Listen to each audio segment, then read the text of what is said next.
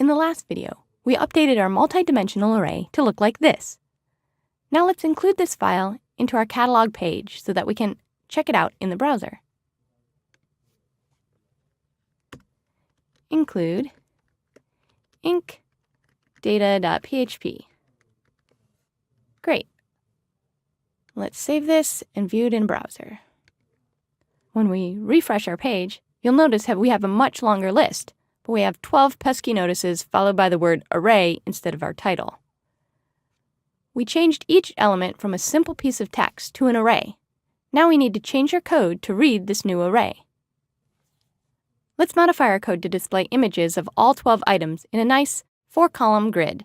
I included the styling for this 4-column grid in the CSS for this project. Those styles target an unordered list with the class of items inside a div with the class of category. Let's add those classes now.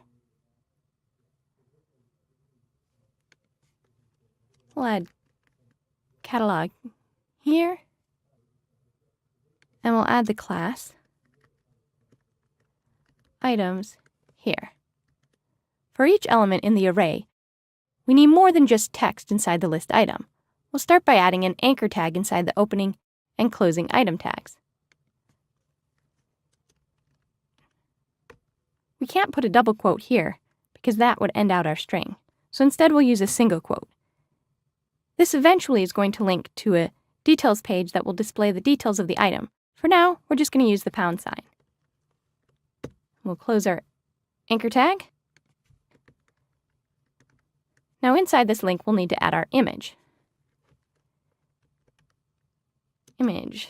Our source and our alt tags are going to pull from our catalog of items. We can reference a particular element inside the interior array for the current item by typing the name of the variable, item, and then in square brackets, we're going to type the name of our key. The key is the name of the element we want to use. For the image path, we want the path to the image, which is stored in img.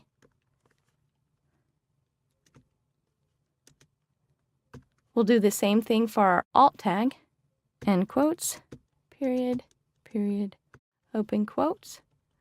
Let's add our item, and for our alt, we'll use the title tag. Since PHP doesn't care about white spaces, let's make this a little easier to read. We'll make this wrap where we want on a few extra lines.